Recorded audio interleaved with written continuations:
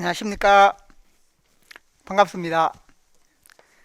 어, 최근에 뉴스를 보니까 코로나19 때문에 코로나19 뭐 어느 편입학원에서 이렇게 보니까 강사가 마스크를 착용 안 하고 이렇게 수업을 했는 부분이 있었고, 또 그 강사의 경우에 보니까 외국에서 이렇게 입국한 딸이 있었고 검사를 받은 부분도 있었는데, 그래서 조심을 안 하다 보니까 많은 문제가 있었던 것 같습니다.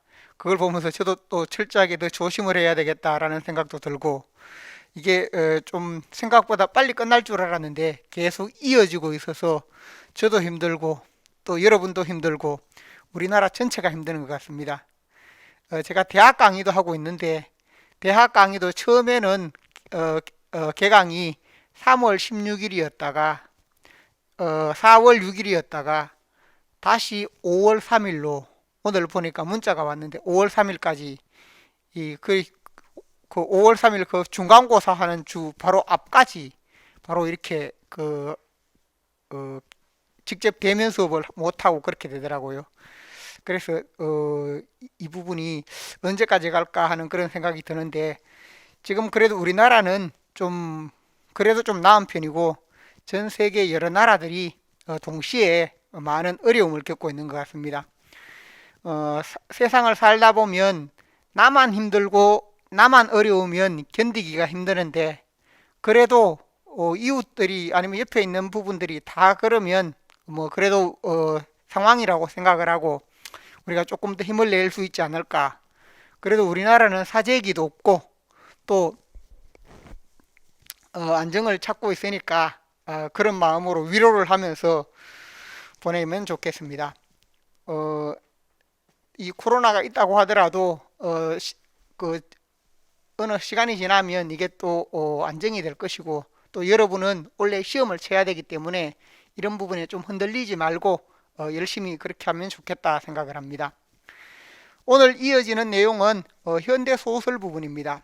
앞으로 4주 동안 현대 소설 강의가 이어지고, 역시 마찬가지로 제가 이전에도 설명했지만 간단하게 이어지는 부분을 다시 한번 설명을 합니다. 우리 현대 소설 강의는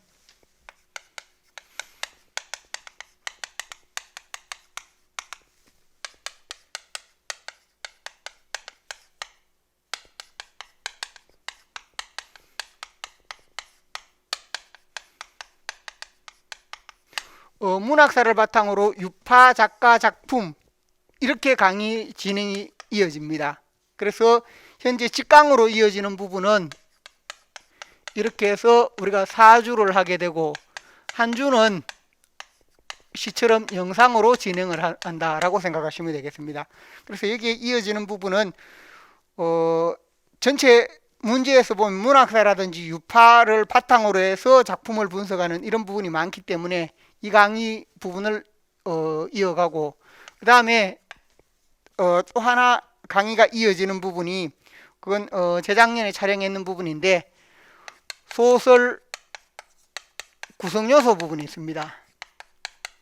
소설 구성요소 부분으로 해서 구성요소 중심, 소설에서 주제, 인물, 사건, 배경, 시점, 문체라고 해서 우리가 제가 강의에서 보면 1, 2월에 보통 현대소설 부분의 구성요소 중심으로 다룹니다.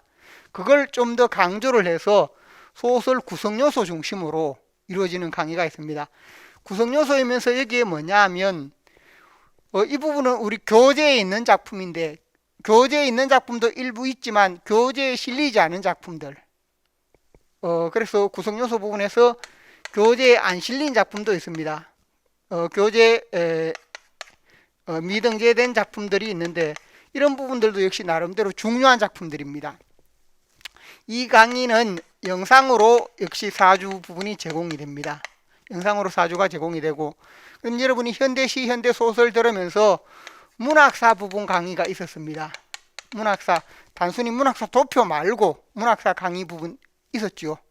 그래서 문학사 부분 강의가 있었는데, 이 문학사 부분 강의를 바탕으로 하면서 이 부분도 듣고 또 이 부분도 듣고, 여기서 문학사 흐름에 따라서 하지만 문학사의 세부 내용은 여기서 다 못 다루기 때문에 이것과 이 부분을 들으면 좋겠습니다. 그래서 강의를 듣는 분량이 많다는 게 좀 여러분에게 부담이 되기도 하는데 아래에 있는 부분은 제가 이 부분의 경우 구성 요소를 또 강조하면서도 또 최근 시험에 보면 좀 잘 알려진 작가의 덜 알려진 작품 이런 부분들이 시험에 출제되는 경우가 많습니다. 그렇기 때문에 거기에 맞추기 위해서는 우리가 좀 덜 알려진 작품들도 이렇게 해야 되겠다라는 생각이 들었습니다. 그래서 강의가 이런 부분으로 현대소설이 진행이 되고 있습니다. 여기서는 문학사나 유파 흐름으로 해서 전체 강의를 진행을 해 나가도록 하고, 두 번째는 이런 부분으로 해서 진행을 해간다라고 생각을 하시면 되겠습니다. 그래서 이 강의들이 영상으로 제공되는 부분들이 많기 때문에 여러분이 그걸 들으면서 좀 맞추어서 가면 좋겠다라는 생각을 합니다. 시는 다 들었습니까? 이게 시가 안 올라왔다고요?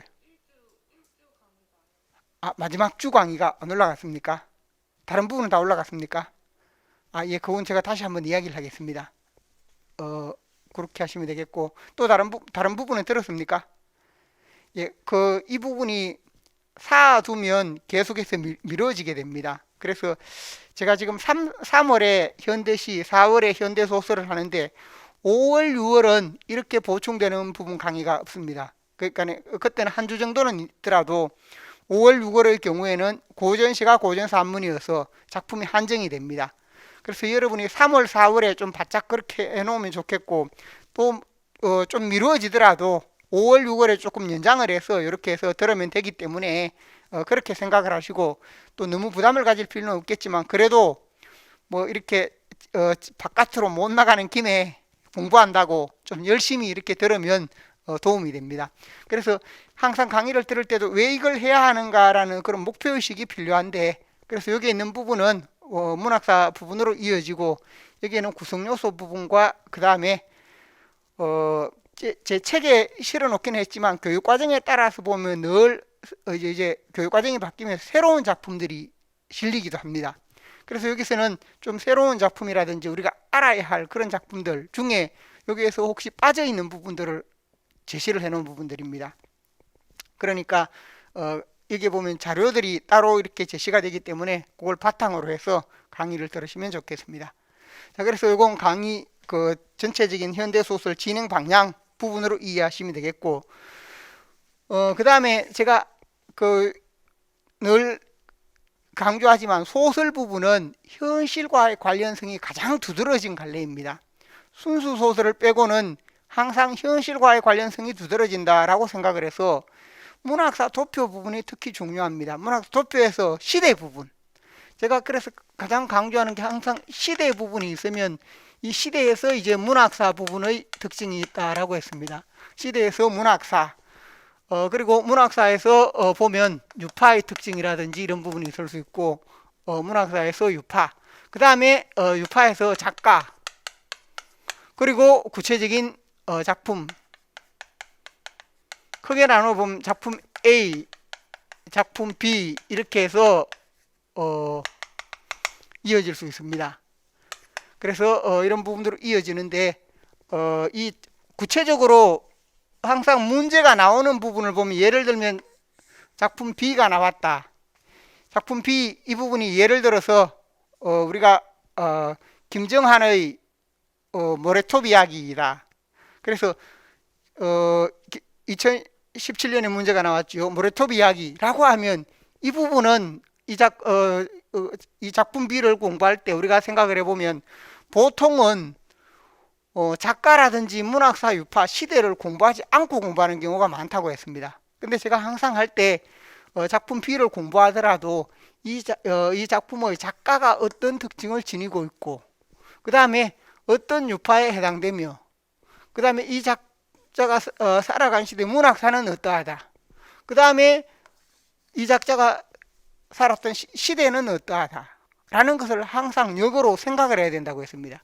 그래서 공부를 할 때는 항상 시대 부분부터 먼저 시작을 해서 몇 년대 몇 년대로 10년 단위로 나누어서 그렇게 하는 게 좋습니다. 그래서 개화기 20년대, 30년대에서 해방 시기까지, 그 다음에 50년대, 60년대, 7, 80년대는 또 묶어서 할 수 있습니다. 그 다음에 90년대, 90년대는 문학사 부분까지는 시험에 잘 안 냅니다. 우리 시험에서. 그렇더라도 우리 자료에서는 보면 90년대까지가 정리가 되어 있습니다.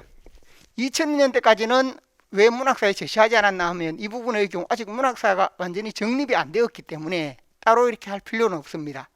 그래서 90년대까지 그 부분을 전체적으로 정리를 해놨습니다.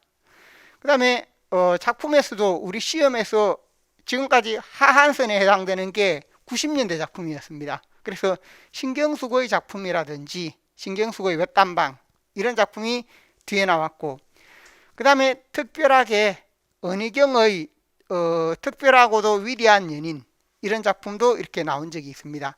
그래서 그런 작품들이 좀 하한선에 해당되는 것으로 이렇게 볼 수 있습니다. 그래서 그것들은 우리 문학 교과서라든지 다 이렇게 한 번씩 실려 있었던 그런 작품이기도 합니다. 그래서 대체로 작품의 경우를 보면 2000년대 부분의 경우, 만약에 2000년대 부분이 나온다면 아주 문학사 쪽으로 특이한 부분이라든지 그게 그 문학사 쪽으로 아주 성과가 높은 작품이라든지 이런 경우가 있다면 몰라도, 그렇지 않으면 90년대 부분까지를 생각을 하면 됩니다. 그래서 여러분이 공부를 하면서 너무 최근의 작품, 즉 수능을 준비하다 보면 수능은 그 2000년대, 2010년대 작품까지도 나옵니다. 왜냐하면 수능 시험의 경우 우리와 가장 다른 점이 어떤 문제를 내더라도 배경 지식 부분이나 아니면 그 소설 이론 부분에 이걸 함께 묶어서 냅니다. 그러다 보니까 그런 문제들도 얼마든지 가능한데, 우리 시험에서는 우리가 배경 지식이나 아니면 예를 들면 문학의 감상 방법, 네 가지 감상 방법이다라고 하면 수능 시험에서는 네 가지 감상 방법에 대한 기본적인 소스라든지 아니면 배경 지식을 제시해주고, 그리고 나서 그걸 바탕으로 파악하는 내용을 묻습니다. 근데 우리 시험에는 그 배경 지식 부분을 제외해 버립니다. 우리가 이미 알고 있다고 가정하고 전제로 하고 문제를 낸다는 겁니다. 그런 부분이 가장 큰 차이입니다. 그러다 보니까 우리가 문제를 풀면서 뭘 해야 되느냐 하면 기본적인 지식은 우리가 안고 있어야 되고 알고 있어야 되고, 또 문제를 내더라도 어느 정도 뭐냐 하면 그 부분이 좀 객관화된 지식으로 할 수 있는 부분, 그런 부분을 냅니다. 그러니까 너무 최근의 작품들에 대한 부분들은 문제로 내기가 쉽지가 않습니다. 출제자가 부담을 느낍니다. 그래서 우리 시험의 경우에 방금 제가 이야기했듯이 현대시의 경우에도 그렇고 현대소설의 경우에도 그렇고 90년대 부분이 좀 하한선이다 라고 생각을 하고, 그래서 너무 최근의 작품이나 아니면 수능 시험을 우리가 집중하다 보면 야, 수능에 최근의 작품이 너무 많이 나오는데 너무 부담스럽다 이렇게 생각하지 말고, 그때까지는 그 90년대 이후라든지 이런 작품의 경우에는 차라리 공부를 안 하는 게 낫습니다. 지금까지도 보면 그 이하 범위에서 다 나왔습니다. 그리고 제가 이렇게 말씀드리는 이유 중 하나도 2014년에 보면 완전히 좀 새로운 작품이나 아니면 낯선 작품들을 냈다가 오히려 출제자가 비판을 받은 적이 있습니다. 출제자 입장에서는 감상 능력을 강조해서 물었는데 실제 문제에서 보니까, 시험을 쳐보니까 완전히 낯선 작품으로 하다 보니까 뭐가 되는가 하면 공부를 했는 사람이나 공부를 하지 않은 사람이나 똑같다, 이런 논란이 일어난 겁니다. 그래서 그 이후에는 대체로 문제에서 보면 한두 편, 시에서 한 편, 소설에 한두 편 정도는 낯선 작품이 있을 수 있는데 그 나머지는 대부분의 경우에 좀 잘 알려진 작품에서 나옵니다. 그래서 우리가 최근 시험에 보면 특히 작년의 경우에는 대부분이 좀 잘 알려진 작품이었고, 그 다음에 예를 들면 그 이전에 보면 별을 헨다라든지 이런 작품은 우리가 별로 공부를 하지 않는 작품, 그러나 문학사에서는 알려져 있는 작품입니다. 또 이용학의 하나씩의 별, 이런 것도 조금 낯선 부분인데 문제는 크게 어렵지 않았습니다. 그래서 주로 보면 시인이나 소설가 중에서도 잘 알려진 작가의 덜 알려진 작품들 등을 바탕으로 이렇게 문제를 내는 경우가 많습니다. 새로운 시대로 내는 것보다. 그러니까 그런 점을 고려를 해서 공부를 할 때도 우리가 조금은 선택하고 집중해서 그렇게 할 필요가 있다. 그래서 우리가 제 책에 있는 부분도 작품들도 많고 내용도 많습니다. 거기에다가 또 이 부분까지 하려니까 더 많기는 한데, 그래도 이런 부분들은 제가 강의를 하면서 여기에 좀 빠져 있거나 이런 작품들은 최근에 조금 부각이 되는 작품이다 라는 것들을 제가 여기에 따로 모아서 제시했는 겁니다. 그리고 위에 것만큼 중요하지는 않지만 그래도 이 부분을 다 함께 들으면 보충이 되는 부분이면서, 또 우리가 몰랐던 부분이나 아니면 좀 낯선 작품의 경우 중요 작가인데 덜 알려진 작품이 여기에 좀 더 많습니다. 그래서 그런 부분으로 제시되었다 하는 점을 생각하시기 바랍니다. 그래서 이렇게 할 때도 항상 이 작가의 특징과 함께 시대 부분을 잘 알아야 되고, 시대를 잘 기억을 해서 항상 어떤 작품이 그 작품이 시대 현실과 관련되는 내용을 담고 있다라고 할 때는, 예를 들면 원숭이는 없다와 같은 작품, 원숭이는 없다 이 부분의 경우 모더니즘적이고 좀 낯선 내용입니다. 그런데 거기에서 사람들이 그 작품에서 보면 그라는 인물이나 김씨가 원숭이를 찾아가는 것은 뭔가, 원숭이를 찾아가는 것은 무언가 이상향이라든지 자기가 어떤 현재 꿈꾸는 것이 살아가는 삶이 만족스럽지 않기 때문에 뭔가 그 새로운 것을 찾아가지만 그러나 그 새로운 것을 찾아가려고 했던 그곳이 어떤 곳이었습니까? 바로 더 힘든 곳이고 현실보다 더 어려운 곳이어서 그만 현실로 다시 되돌아오고 싶어 한다는 그런 내용입니다. 그러면 그런 작품에서 배경이 되는 시대는 뭔가? 바로 시대의 의미에서 보면 우리가 70년대 80년대 암담한 독재 현실, 그러니까 암담한 독재 현실에서 시에서 보자면 지난번에 우리가 보았듯이 시에서 보자면 독재 현실이다 보니까, 예를 들면 곽재구 시인의 사평역에서라고 할 때 사람들이 모두들 침묵해야 한다는 것을 알고 있었다. 침묵해야 하는 이유가 뭔가 라고 할 때 그 이면에 있는 것이 바로 7, 80년대 시대 현실이라는 겁니다. 원숭이는 없다. 거기에서도 개펄이나 아니면 거기에서 사람들이 총구를 들이민다든지 이렇게 하는 부분들이 바로 뭐냐 하면 그런 암울한 시대 현실이라는 겁니다. 7, 80년대 독재 정치가 행해지는 속에서 우리가 어느 곳으로도 벗어날 수 없고, 벗어난다고 더 나은 곳이라고 같지만 실제는 더 나은 곳이 아니고 거기에서 다시 현실로 회귀할 수밖에 없는 그러한 내용을 보여줍니다. 그래서 특히 이렇게 시대와 관련되거나 또는 모더니즘 작품이라고 하더라도 모더니즘 작품의 경우에도 시대 현실을 담고 있는 경우가 많습니다. 그래서 우리가 모더니즘 하면 이 부분이 사실주의와 모더니즘의 경우에도 자본주의 문명에 대한 어떤 비판이라든지 이런 지적 인식은 똑같다는 겁니다. 그런데 그것을 새로운 기법으로 드러내는 겁니다. 기법에서 새롭다라고 할 수 있습니다. 그래서 예를 들면 원숭이는 없다의 경우 그 작품도 모더니즘 소설에 가깝습니다. 그래서 인물, 사건, 배경 등이 일반적으로 실제 현실과 유사하게 플롯에 의해서 이루어지는 작품이 있는가 하면 뭔가 환각적이라든지 낯설다라든지 아니면 특별한 기법에 의해서 이루어지는 그런 부분도 있습니다. 그리고 그러한 부분 속에서는 항상 관념, 지적인식 등이 바탕이 되어 있다는 겁니다. 그래서 그런 작품의 경우에도 따지고 올라가 보면 이 작가의 특징이라든지 아니면 모더니즘 소설이다, 그리고 80년대다 이런 부분이 있다는 겁니다. 30년대 작품도 마찬가지입니다.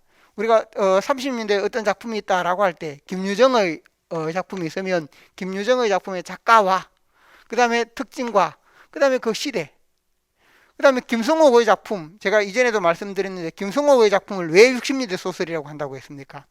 바로 50년대와 다른 시대 특징을 보여줍니다. 나중에 강의에서 다시 한번 설명을 하겠지만, 그래서 여러분이 항상 어떤 작품을 볼 때 이 시대 공부를 할 때는 어느 시대다라고 하면 그 작가의 특징이나 그 작품의 특징을 시대의 문제와 연관을 지을 수 있어야 됩니다. 그래야 그 부분이 어떤 현실을 담고 있구나. 물론 순수 소설의 경우에는 그런 부분을 담지 않아도 관계가 없습니다. 순수 소설은 현실을 바탕으로 하지 않으니까. 그러나 모더니즘의 경우에도 현실을 담고 있고 사실주의에도 현실을 똑같이 담고 있습니다.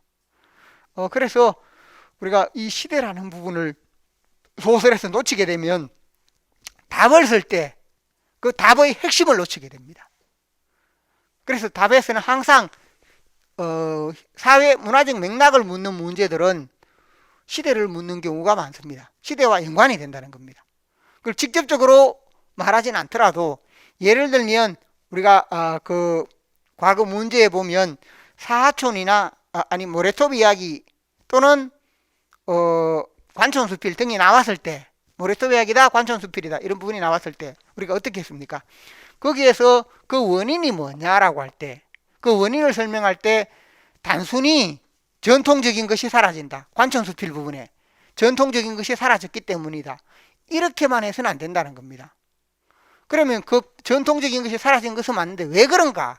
시대의 의미에서 바로 뭐냐? 산업화 도시화로 인해서 60년대 70년대 문학사 도표에 보면 시대에 그렇게 되어 있습니다. 그런 요소가 반드시 있을 겁니다.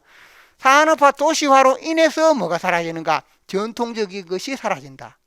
그런 내용을 담고 있는 게 뭐라는 겁니까? 바로 관촌수필이다 라는 겁니다. 그래 답을 쓸 때 60년대 70년대 산업화 도시화 영향으로 인해서 전통적인 것이 소멸한다 라고 해야 정확한 답이 된다는 겁니다. 그 다음에 모래톱 이야기도 마찬가지입니다. 그 작품에서 답을 쓸 때도 유력자에게 땅을 빼앗겼기 때문이다 이렇게 해서는 안 됩니다. 그 앞에 뭐가 나와야 됩니까? 일제시대에는 일제에 빼앗기고 그 다음에 해방 이후에는 또 해방 이후대로 유력자에게 국회의원에게 땅을 빼앗겼다. 일제시대와 해방 이후라는 이 시대의 의미가 있어줘야 된다는 겁니다. 그래서 그 부분이 작품을 이해하는 열쇠가 됩니다.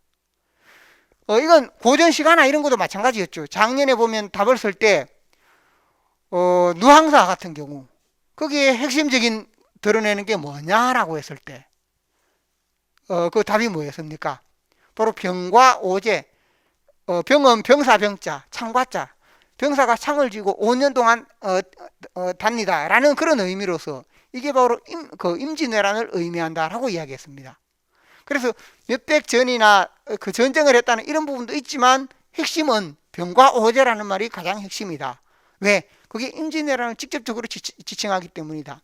근데 몇백 전 하면 전쟁이긴 한데 어느 전쟁인지는 모릅니다. 근데 병과 오제라는 그 말은 뭐냐? 임진왜란 5년, 그 뒤에 이제 정유재란 2년 합쳐서 7년이 되는데 그런 부분을 의미하기 때문입니다. 그래서 시대라는 것을 이해하는 게 그만큼 중요하다. 어떤 작품을 다룰 때 이것이 어떤 시대의 특징을 담고 있는가. 그래서 제가 앞서도 말했지만 소설은 그 점을 가장 많이 담고 있다는 겁니다. 그래서 이 부분이 소설 공부를 해가는 큰 열쇠가 된다 라고 할 수 있습니다. 그래서 우리가 소설 부분에 오늘 나눠준 자료가 있었습니다. 그 부분을 잠깐 보면 기출문제 유형분석 및 주요 작품 이렇게 해서 세부 내용이 있습니다. 거기에서 첫 번째 있는 부분이 문학사 관련 문제. 그래서 2020년이나 2019년 모더니즘과 2020년의 30년대 모더니즘 소설, 2019년의 30년대 소설 중에 기억의 경우, 니은의 경우. 그래서 풍자소설과 그 다음에 니은에 있는 부분은 모더니즘 소설. 이렇게 해서 작품 경향을 묻는 부분이 있었습니다. 그래서 위의 경우에도 모더니즘 혹은 모더니티와 관련되는 부분이었습니다. 그래서 이거 우리 기출 7년에 해당되는 부분은 진하게 표시가 되어 있습니다. 서답형 문제로 바뀐 이후의 경우. 그 이전 문제에도 이런 부분으로 쭉 해서 세부적으로 제시가 되어 있습니다. 기본 갈래와 관련되는 부분, 국물이 싸웁니다 라고 할 때 이 부분의 경우가 있습니다. 2013년에 나왔습니다. 서사극. 그 다음에 뒤로 또 넘어가 보면 현대소설 유파에서 보면 2020년이나 2015년에 유파라든지 문학 경향 부분이 있죠. 그래서 거기에 제시된 내용들이 있었습니다. 그래서 이 부분은 현재 제 강의 진행에서 직강 듣는 분들은 현재 금요일에 7개년 기출문제 특강과 이 자료가 같습니다. 그래서 이 부분을 다 다루고 있기 때문에 제가 이 부분을 다 설명을 했던 부분입니다. 그 다음에 뒤로 넘어가면 자료에서 보면 작품 맥락 부분에서 4쪽에 있는 부분이 시대 상황, 사회문화 배경, 그래서 보면 2019, 2016, 2015 이런 식으로 해서 맥락 부분, 현재 소설에서는 이 부분밖에 아니지만 고전시가 고전사문 다 합치면 사회문화 맥락이나 시대 상황에 해당되는 문제는 매년 한두 문제는 반드시 나온다고 했습니다. 그래서 그만큼 시대 부분을 이해하는 이런 부분이 중요하다. 시대 상황이라든지 이런 것은 이 작품을 통해 이걸 묻는 그런 의미의 문제입니다. 그래서 우리가 이 부분을 공부를 할 때 시대를 잘 이해를 해야 한다 하는 겁니다. 그래서 그것은 문학사 도표 부분에 세부적으로 내용이 잘 제시가 되어 있죠. 그 다음에 5페이지에 보면 소설의 주제, 그 다음에 일부 구성, 그리고 소설의 인물, 주제라든지 구성이라든지 이런 부분은 계속해서 특히 인물 부분에서는 인물과 관련 지었을 때 인물이 누구이고 어떤 성격인가, 그 다음에 인물의 그 현재 상황은 어떠한가, 그 상황이라는 것은 현실에 처해 있는 문제가 무엇인가, 거기에 어떤 대응 방법, 어떤 해결을 추구하는가, 그리고 그것을 통해서 드러나는 태도는 무엇인가. 제가 이걸 강의하면서 계속 시에서도 설명을 했죠. 시에서는 시적 화자를 바탕으로, 소설에서는 무엇을 바탕으로, 인물을 바탕으로 이런 문제를 계속 묻는다는 겁니다. 그래서 이런 부분을 함께 생각을 하시면 좋겠습니다. 그래서 여기서 나중에 가서 설명을 하겠습니다. 뒤로 넘어가면 소설의 사건 부분, 사건에서 사건이 지니고 있는 의미나 특징, 그래서 이것은 앞에서 이야기했듯이 인물 면에서 자아의 내용이라면 사건과 관련되는 이런 부분은 세계의 측면입니다. 인물이 그 세계 속에서 어떤 사건을 벌이는가라고 할 때 그런 의미와 관련되는 부분. 그래서 인물과 그 다음에 세계가 함께 결합되어 있는 부분이 바로 사건이다라고 생각해서 이와 관련되는 문제도 많이 나옵니다. 자, 그래서 이러한 부분 구성요소별로 문제 유형을 다 이렇게 나눠 놨습니다. 그리고 소설의 시점과 관련되는 문제가 심심찮게 문제로 나왔습니다. 20년, 14년, 18년, 17년 이렇게 해서 지난해에도 시점과 관련되는 것, 지난해 전지적 작가 시점 중에서도 특이한 부분으로 제시된 그 내용이 있었습니다. 자, 그래서 이러한 부분 문제가 많이 나왔다라는 부분을 참고하시면 되겠고, 그래서 이와 관련되는 부분은 유형으로 보자면 다 이렇게 구분을 해놨을 때 우리가 소설 속에서 구성요소 부분으로 나눠놓은 겁니다. 시대와 구성요소라고 할 때 구성요소별로 이렇게 유형별로 문제를 나누어서 현재 이 부분이 그 직강 듣는 분들의 경우에 인강 듣는 분들의 경우에도 아마 이 부분이 강의가 같이 열릴 겁니다. 그래서 그걸 바탕으로 여러분이 강의를 들어가면 좋겠습니다. 자, 그래서 지금까지 쭉 나왔던 문제를 정리를 해 놨습니다. 그래서 제가 강의를 하면서 여기에 나왔던 문제 유형에 맞춰서 강의를 하면서 중요한 내용이나 알아야 할 내용들을 정리를 해 가도록 하겠습니다. 다음으로 자료에서 보면 12페이지, 여기는 출제 연도에 따른 현대사문 출제 작자 및 작품이다 라고 해서 출제 작자 작품, 지금까지 나왔던 부분은 박완서의 경우 엄마의 말뚝 작년에 1번, 2번, 3번이 시험에 나왔습니다. 박완서, 황순원, 최명익 이렇게 해서 작년의 경우 다 나왔던 작가들입니다. 박완서의 경우 그 여자네 집, 엄마의 말뚝, 그 다음 황순원의 소나기, 최명익의 신문 이렇게 이어지고 있고, 그 다음에 이상의 경우 날개가 4번에 걸쳐서 나왔죠. 그 다음 최만식의 경우가 시험에서 보면 가장 많이 나왔습니다. 작품으로 보면 레디메이드 인생, 지숙, 미스터방, 영로 논이야기, 태평천하 탕류 등등으로. 그 다음에 조세희의 경우 난장이 가서 올린 작은 공, 이것은 2019년에 한번 이렇게 나왔고, 쭉 해서 많이 나온 작가들 이런 부분들이 제시가 되어 있습니다. 그래서 김동인의 경우라든지 염상섭의 경우라든지 문학사에서 의미가 있었던 그런 부분 작가, 또 박태원의 경우라든지 이런 작가들도 많이 나왔습니다. 그래서 많이 나왔던 작가들, 또 그렇지 않은 작가들, 이렇게 해서 우리가 세부 내용을 살펴볼 수 있습니다. 그럼 뒤로 넘어가면 현대 소설 강의에서 다룰 주요 작품, 여기 보면 13, 14, 15쪽에 이렇게 해서 쭉 이어지는 내용이 있습니다. 이것은 제가 강의를 하면서 시와 마찬가지로 문학사에서 이런 작품들을 중심으로 다루겠다라는 내용입니다. 그래서 여기에는 보면 강의에서 다룰 주요 작품인데 지금까지 기출되었던 것도 다 표시가 되어 있습니다. 언제 기출이 되었다 라고 해서 기출된 작품들과 또 중요하게 다룰 작품, 이렇게 해서 개화기부터 시작을 해서 어느 작품을 다루겠다라고 해서 그 작품은 또 어느 유파다 하는 것이 다 정리가 되어 있습니다. 그래서 제가 현재 직강으로 다루는 부분은 13쪽에서부터 시작을 해서 15쪽까지, 우리 자료에서 보면 진행하는 부분은 13에서 15쪽까지 이 내용으로 진행을 한다라고 생각하시면 되겠습니다. 그 다음에 그 뒷부분에 보면 16에서 17쪽 부분, 16에서 17쪽에 해당되는 이런 부분이 있습니다. 여기 있는 내용은 이 부분입니다. 16에서 17쪽에 해당되는 부분은 이 내용으로 그래서 여기서는 보면 소설 일반론에 해당되는 부분, 그 다음에 소설의 주제 관련, 그 다음에 소설의 구성 관련, 이렇게 해서 알려진 작품도 있고 알려지지 않은 작품도 있고 이렇게 해서 다루어지는 작품들이 다 제시가 되어 있습니다. 그렇게 해서 3주까지 부분은 소설의 시점 및 초점 관련 부분이 있었고, 그 다음에 4주는 다시 문학 일반론을 좀 적용을 했습니다.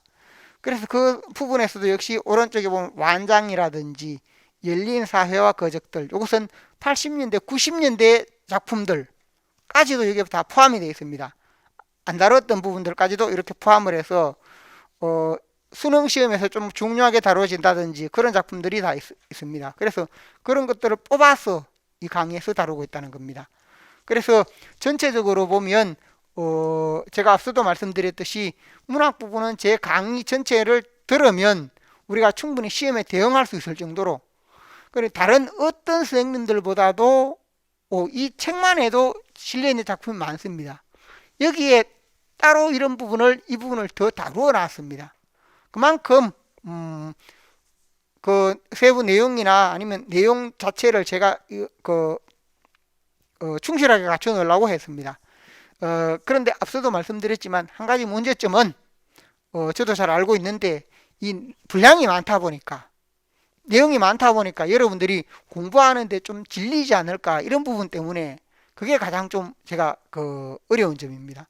그런데 시험에서 어떤 작품이 나올지는 모르니까, 그래서 이런 부분에 나올 가능성이 있는 부분을 제가 다양하게 이렇게 했습니다. 그래서 들어보면 너무 내용이 많다 보니까 좀 어려울 수도 있는데, 대신에 여러분이 한번 공부를 할 때 명확하게 해놓으면 이런 부분들이 실제 여러분에게 더 많은 도움이 될 걸로 생각을 합니다.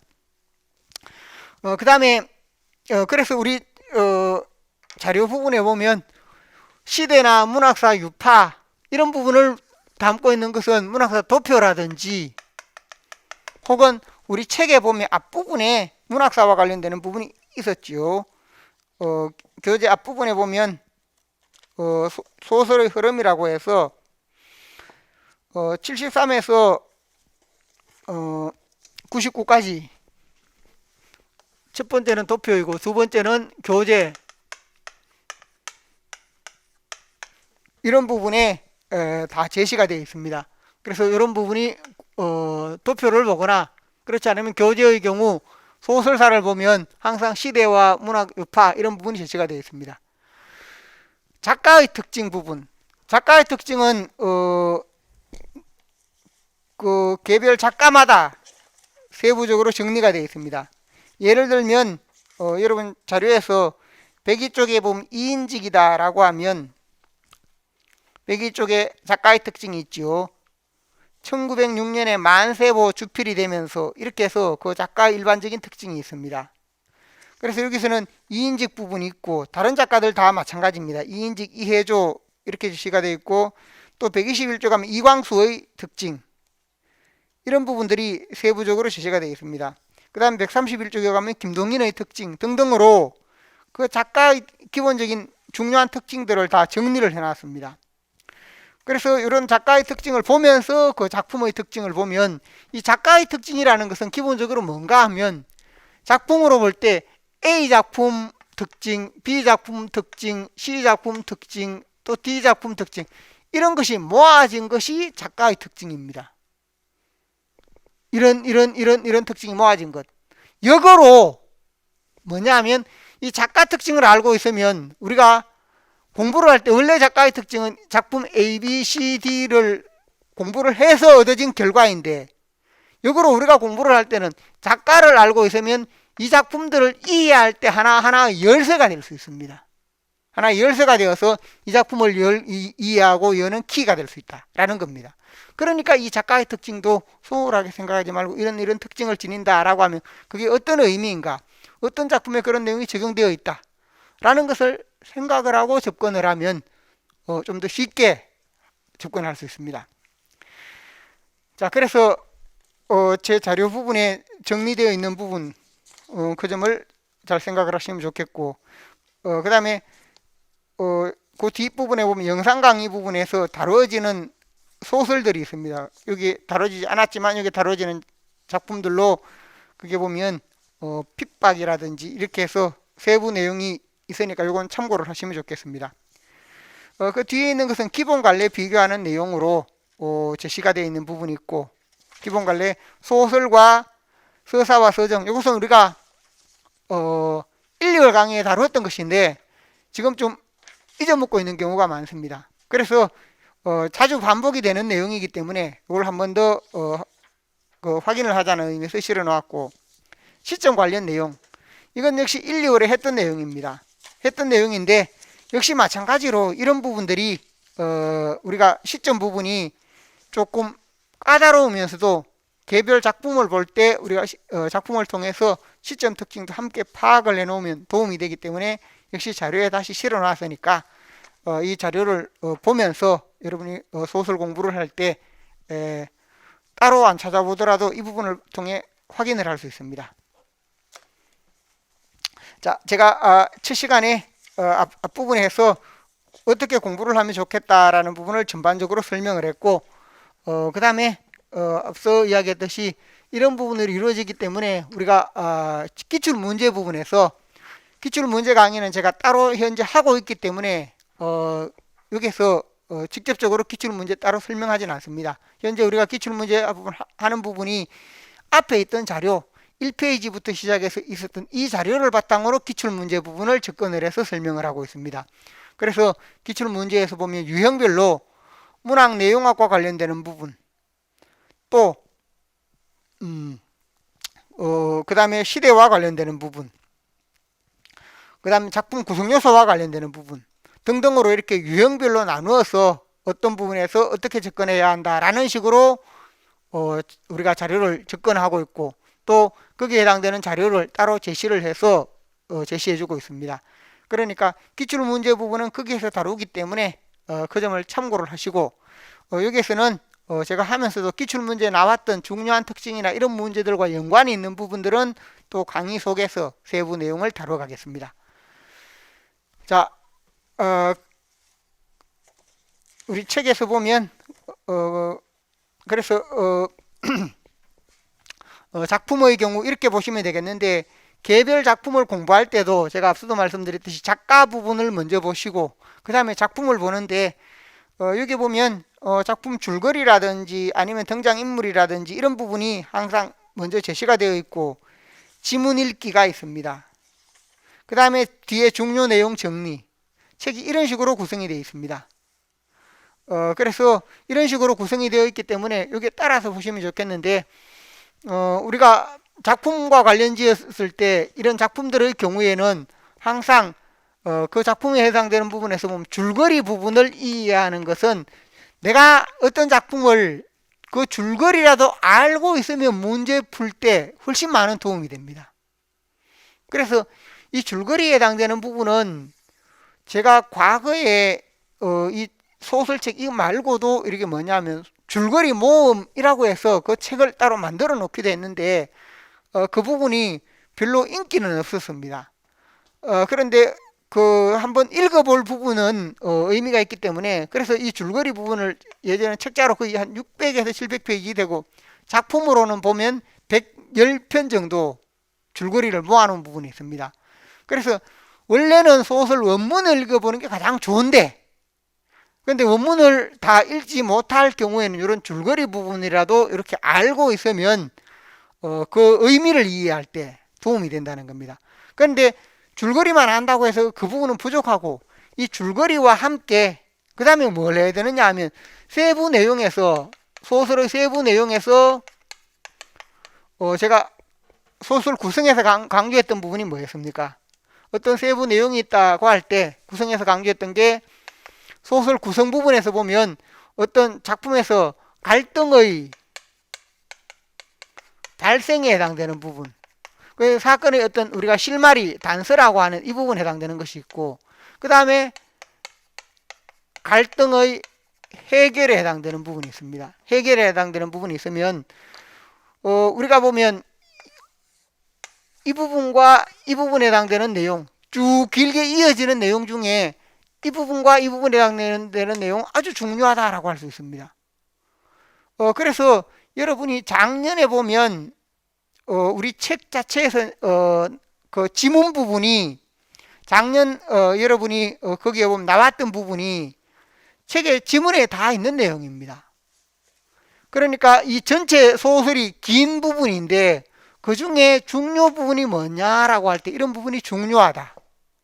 그럼 이런 중요한 부분이 지니고 있는 의미라든지 특징, 물론 줄거리도 이해한 바탕에서 이 내용과 이 내용도 함께 공부를 해야 한다는 겁니다. 그래서 여기에 어떤 의미가 있고 어떤 특징이 있고 실제 문제에서는 이런 부분을 바탕으로 문제를 냅니다. 왜냐하면 갈등의 발생에 해당되는 부분은 갈등의 원인이 무엇인가를 알려주는 부분이고 그 다음 이것은 갈등의 해결 부분은 문제 부분에서 보면 이게 어떻게 결말이 되는가 하는 것을 알려주는 부분입니다. 여러분이 참고서를 만들 때도 마찬가지인데 참고서도 보면 잘된 참고서는 항상 지문을 두 가지를 잘라 실으면 가, 나 이런 부분으로 실어 놓습니다. 이런 부분으로 실어서 앞부분에서 갈등의 이 부분이 중요하다라고 할 때 이 부분을 내거나 그렇지 않으면 이 부분을 내거나 시험에 나오는 것도 우리가 이것 아니면 이걸 냅니다. 그래서 전체 지문이 있을 때 전체 지문을 다 못 본다라고 할 때는 항상 그 부분과 핵심에 해당되는 부분과 핵심에 해당되는 것 시험에서 보면 약 30%는 이 부분 70%는 이 부분을 냅니다. 작년 시험에도 보면 우리 이 책에 다 있습니다. 여러분이 이 부분에 확인해 보면 작년에 박완서 엄마의 말뚝이 처음 나왔죠. 그러니까 엄마의 말뚝 부분에서 보면 803쪽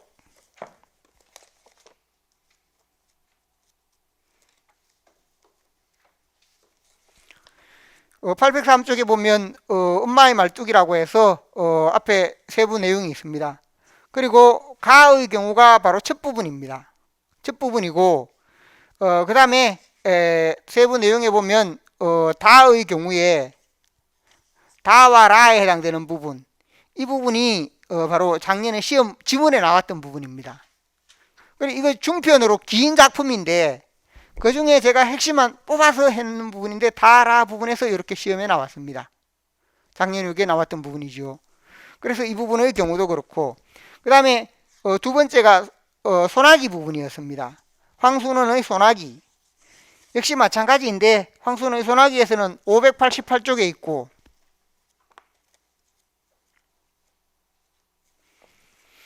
588쪽 마지막 부분이 시험에 나왔습니다. 그래서 그 부분의 경우 591에서 592쪽 마지막 부분 그 부분이 역시 시험에 나왔던 지문 그대로입니다. 그 다음에 세 번째 작품이 최명릭의 신문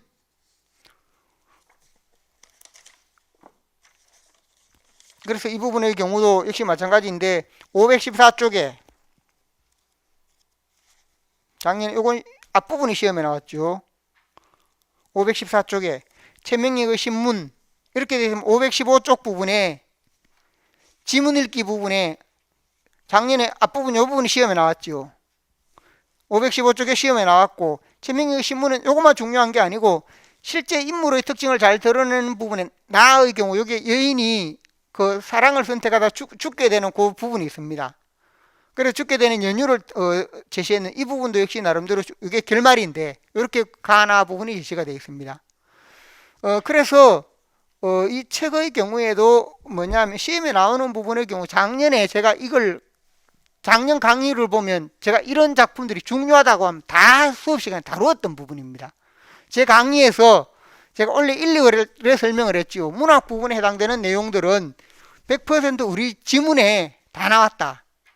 그 다음에 단 하나 고전 산문 중에 제가 인형극 부분에 인형극 부분 홍도징지 노름이라고 해서 그 부분을 다루고 매사장은 안 다루었습니다. 그거 하나를 빼고는 매사장 지문을 빼고는 3, 4, 5, 6, 5월 강의에 다 지문이 있었다는 겁니다. 다 이렇게 작품에서 다루었습니다. 올해도 역시 마찬가지입니다. 그래서 제가 하는 부분에 강의하는 내용 중에 그러한 부분 3, 4월, 5, 6월에 이런 내용이 대부분 다 담겨집니다. 그래서 3, 4, 5, 6월 이 시간 범위도 넓고 또 영상 강의 부분도 현대시나 현대소설의 경우 이런 부분으로 다시 다루었기 때문에 그래서 우리가 수업 시간에 실제로 했던 내용들이 시험에 이렇게 많이 나옵니다. 그리고 지문 부분도 우리가 그 부분을 통해서 세부 내용을 확인을 할 수 있습니다. 자, 그래서 이 책이나 아니면 자료에 있는 내용을 여러분이 바탕으로 해서 이걸 중요하다라고 생각을 하고 그렇게 공부를 해야 실제 도움이 됩니다. 그래서 제가 강의를 진행할 때 역시 마찬가지인데 항상 보면 어느 시기에 문제가 나왔기 때문에 안 나올 수 있는 부분 나와도 핵심이 안 나오면 또 그 뒤에도 중요합니다. 그래서 제가 예전에 강의를 할 때도 뭐냐면 조세희의 난장이 가서 올린 작은 공과 그 다음에 내 거물로는 가시고기 그것의 경우에도 실제 강의에서 두 가지를 다 다루었고 제가 그걸 또 묶어서 모의시험 시간에 이 두 가지가 중요하다라고 몇 번을 이야기를 했습니다. 그래서 그런 부분들이 또 그의 시험에도 나오게 됐습니다. 작년에도 제가 엄마의 말뚝이라든지 이런 부분들은 계속해서 중요하다라고 해서 많이 다뤘던 부분들입니다. 그래서 어쨌든 우리 강의를 듣다 보면 중요한 부분들은 이론에서 한번 현재 3, 4, 5, 6에서 한번 그 다음에 뒤에 가면 모의시험이라든지 이런 부분에 또 한번 이런 부분으로 다뤄지게 됩니다. 그러니까 여러분이 이 부분에 문학 부분은 제 말 부분을 듣고 잘 따라오면 문학 부분은 여러분이 충분히 시험을 잘 칠 수가 있습니다. 제가 그래서 문학은 어느 부분보다도 오랫동안 해왔을 뿐만 아니라 전문적으로 하는 부분이고 또 그 흐름이라든지 우리가 하는 방향을 잘 알고 있습니다. 자, 그래서 제가 첫 시간의 경우에 공부하는 방법에 대해서 전반적으로 설명을 했습니다. 잠시 쉬었다가 이번에 구체적인 내용으로 설명을 하도록 하겠습니다. 여기까지 질문 있는 분 없습니까? 예, 잠시 쉬었다 하도록 합시다.